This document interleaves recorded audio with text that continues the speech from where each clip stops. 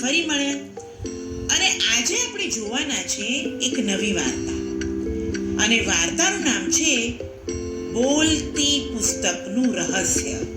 વાર્તાનું નામ છે બોલતી પુસ્તકનું રહસ્ય. હસમુખ વિદ્યાલય નામની શાળામાં એક આનંદ નામનો હોશિયાર પણ થોડો શરારતી છોકરો ભણતો. તેને રમવું બહુ ગમતું, પણ પુસ્તકો વાંચવા જરાય ગમતા નહોતા. આનંદના પિતા નોકરી કરતા, માતા ઘરનું કામ સાથે જે બાળકોને ભણવામાં મુશ્કેલી પડતી તેઓને બી ભણાવતા. આનંદના પિતાનો નિત્યનો ક્રમ કે જમ્યા પછી રોજ પુસ્તક વાંચવાની. ભલે ને પછી તેમને 2 પાન વાંચવા પડે, પણ રોજ તે પુસ્તક વાંચતા.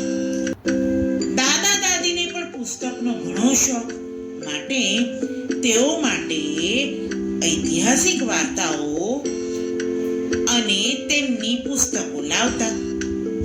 દાદા દાદી પણ પુસ્તકો વાંચતા. દાદાએ કહ્યું, અરે ઓ આનંદ, તારે કોઈ ચોપડી નથી વાંચવી? અરે મને તો ચોપડી વાંચવી ગમતી જ નથી. આમ દિવસો વીતતા ગયા. રોજ સવાર પડે અને આનંદ ઉઠે, તૈયાર થાય અને સ્કૂલમાં ભણવા જાય. સ્કૂલમાં મીનાક્ષી મેડમ, કાલે દરેક લાઇબ્રેરીમાંથી એક પુસ્તક લાવશે અને વાંચશે. ફરીથી પુસ્તક? અરે આપણે ત્યાં જાદુઈ લાઇબ્રેરી છે. જાઓ તો ખરા બાળકો.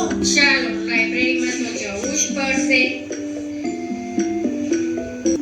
લાઇબ્રેરીમાં તો કેટલી શાંતિ છે.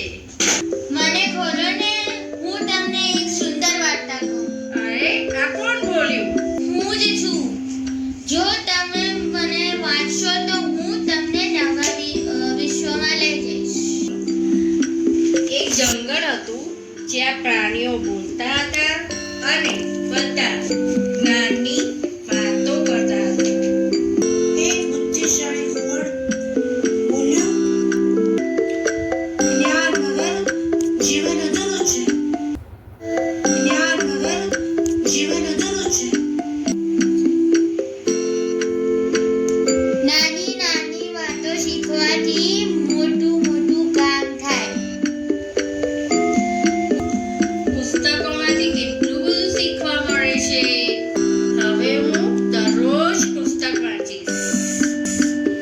ત્યારબાદ આનંદ દરરોજ પુસ્તક વાંચતો અને મિત્રો સાથે શીખેલી સારી વાતોની ચર્ચા કરતો.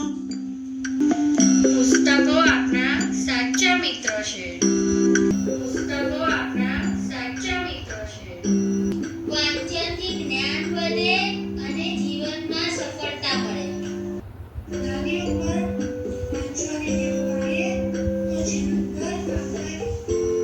જોયું મિત્રો, પુસ્તકો આપણા સાચા મિત્રો છે, જે આપણને જ્ઞાન સાથે ગમ્મત આપે છે. તો બાળકો, તમે પણ આજથી રોજ એક પુસ્તકનું 1 પાનું બી વાંચવાની ટેવ પાડજો. તો નવી વાર્તા સાથે ફરી મળીશું.